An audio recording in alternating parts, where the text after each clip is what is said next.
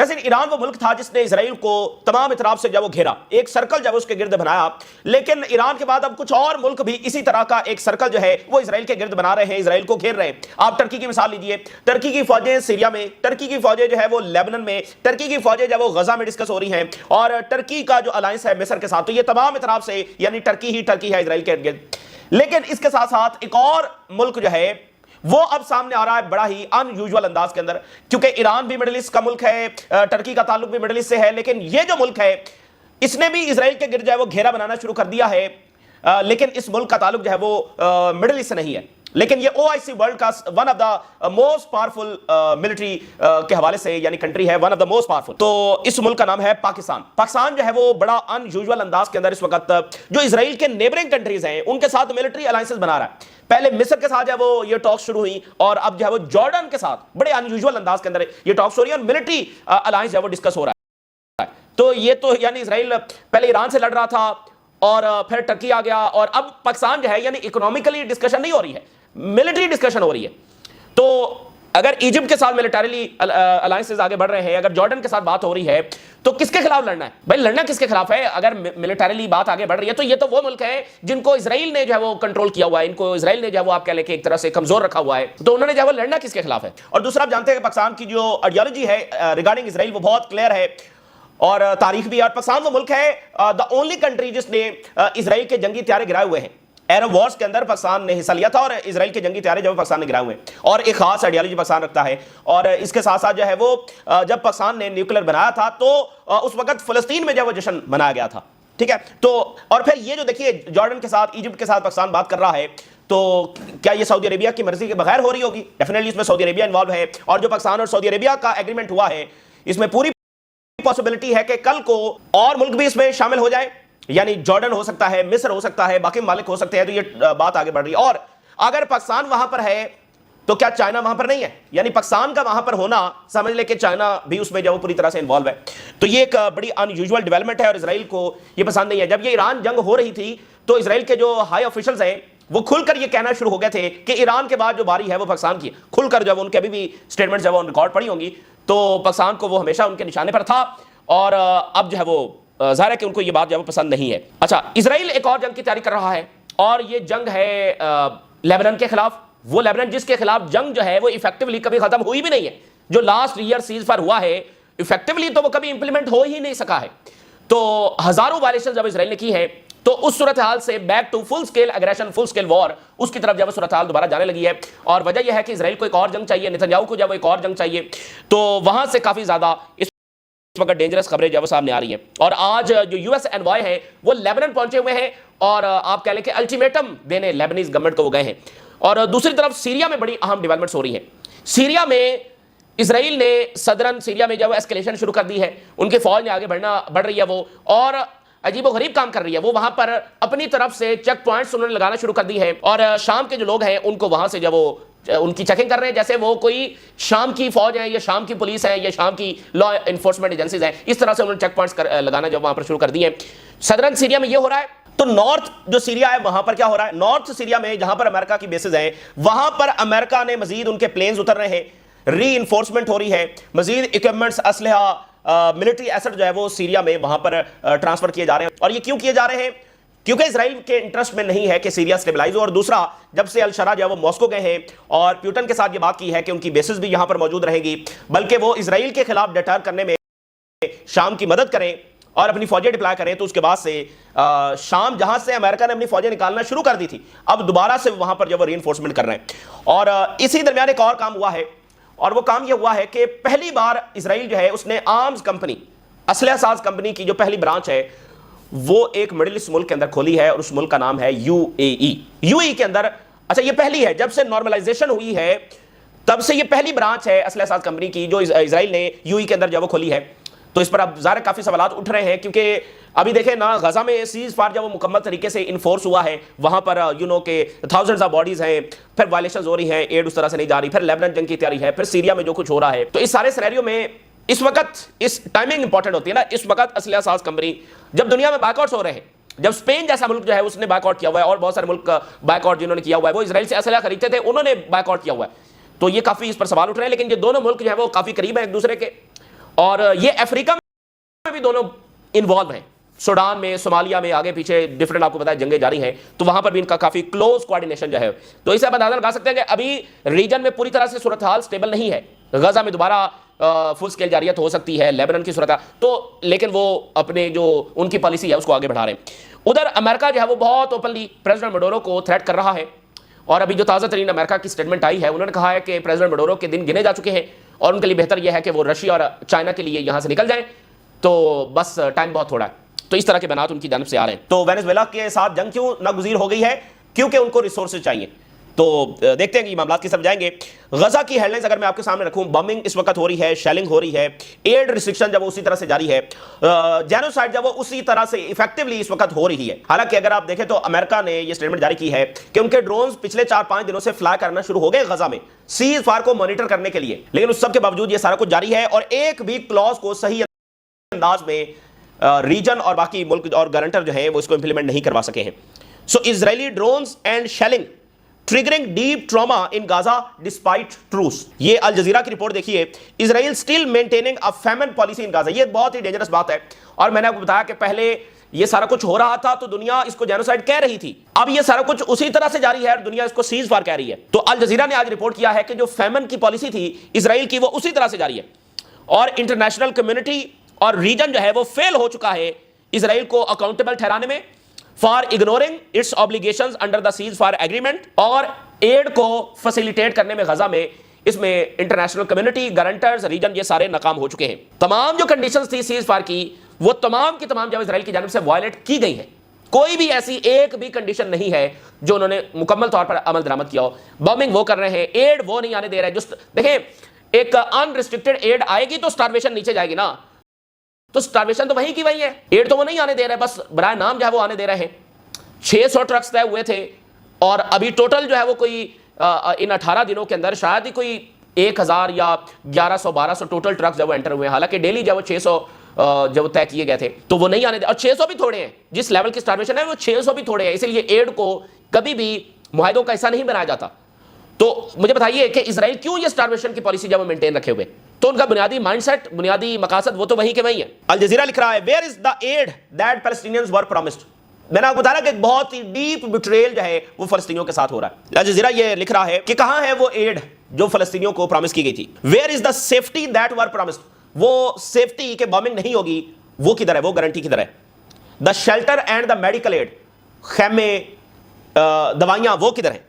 None of that is coming in, कुछ भी इनमें से नहीं आ रहा है। Famine is still a policy that Israel has been upholding। तो देखिए बात बड़ी बुनियादी सी है, और वो ये है कि जब वो इजराइल को अकाउंटेबल नहीं ठहराएंगे, आप देखिए कि उन्होंने एक जेनोसाइड की है, फिर भी मतलब कोई अकाउंटेबिलिटी नहीं है, तो ये चीज तो उनको इंकरेज करेगी।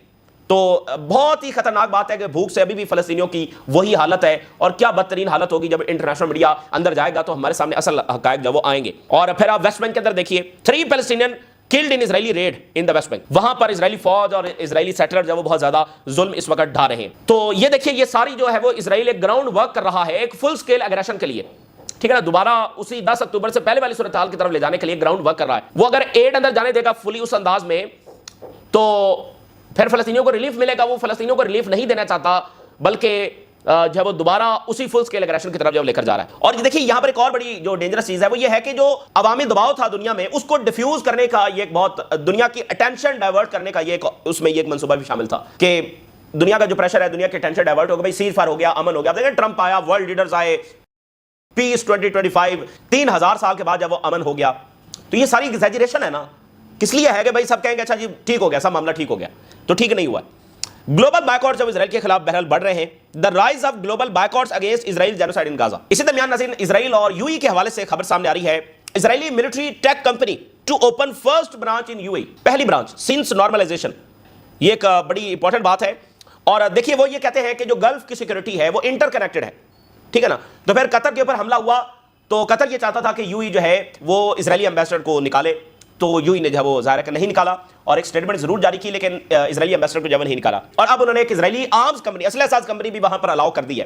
तो ठीक है, यानी हर मुल्क की अपनी पॉलिसी है। अगर वो ये समझते हैं कि वो इजराइल के साथ आइडियोलॉजिकली, मॉरली, इकोनॉमिकली, पॉलिटिकली ज्यादा अलाइन करते हैं, ठीक है ना, वो इजराइल के साथ जाना ज्यादा सिक्योर महसूस करते हैं, और वो समझते हैं कि मॉरली भी ये ठीक है, आइडियोलॉजिकली भी वो इजराइल के साथ मुताबिकत रखते हैं, तो ठीक है, मतलब यूं उसकी अपनी पॉलिसी है, जैसा भी वो समझे।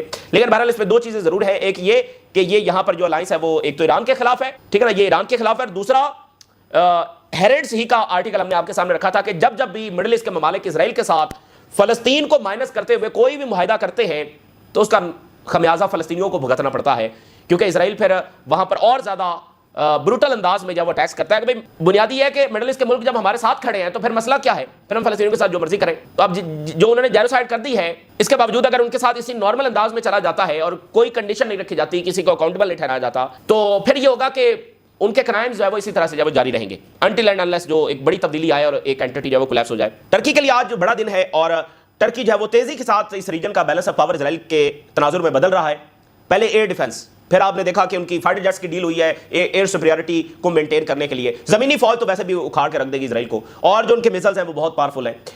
साइबर सलाहियतों में भी टर्की बहुत आगे है, इंटेलिजेंस में भी पूरी टक्कर रखता है। तो आज उनके लिए एक और बड़ा दिन यह है कि 2 दहाइयों की उनकी एफर्ट्स का सिला मिला है और एक और माइलस्टोन जब अचीव हुआ है। आज वो लोकली मेड जो टैंक है वो अपनी फोर्सेस को डिलीवर करने जा रहे हैं। First domestically produced main battle tanks to the Turkish armed forces, a major milestone. 20 साल की पीछे मेहनत है ताकि सेल्फ रिलायंस की जाए इन द डिफेंस सेक्टर। आज वो 20 साल के बाद पहली कामयाबी, आज वो टैंक्स अपनी फोर्सेस को डिलीवर करने जा रहे हैं जो उन्होंने खुद बनाए हैं, कहीं से लिए नहीं है। तो अब देखिए, टैंक्स वो बना रहे हैं, एयर डिफेंस वो बना रहे हैं, फाइटर जेट्स वो टोटली खुद बना रहे हैं। उन्होंने कहा कि एक पुर्जा भी हम बाहर से नहीं लेंगे। तो टर्की जब वो पूरे अंदाज में उनको टक्कर दे रहा है। दूसरी तरफ नाज़रीन, लेबनान की जो जंग है जो अपनी जगह पर जारी है, कभी खत्म भी नहीं हुई थी, लेकिन एक और लेवल के ऊपर वो दोबारा से आ रही है। आज मिस्र के इंटेलिजेंस चीफ वहां पर है और साथ ही जो यूएस एनवाई है वो भी लेबनान पहुंच गई है। और वो क्या करने गई है, वो ये कहने गई है कि अल्टीमेटम देने गई है कि वो हिजबुल्लाह को लेबनीज गवर्नमेंट जो है वो फौरी डिसार्म करे या फिर इजराइल हमला करने जा रहा है। ये बुनियादी मैसेज है वो डिलीवर करने गए। तो बैकग्राउंड आपको पता है, पिछले 4-5 दिनों से इजराइल ने वहां पर बहुत अटैक्स बढ़ा दिए हैं, असैसिनेशंस वो बढ़ा दिए हैं। और इजराइल की डॉक्ट्राइन आप समझते हैं, नेतन्याहू का माइंडसेट आप समझते हैं, जब गजा में कुछ रिस्ट्रिक्शन है तो उनको एक और जंग की जब जरूरत है, और वो इस वक्त लेबनान के साथ होने जा रही है। ये उन्हीं रॉयटर्स की रिपोर्ट देखिए, US envoy arrives in Beirut as fear grows of new Israel Hezbollah war. भाई कौन सा फियर है?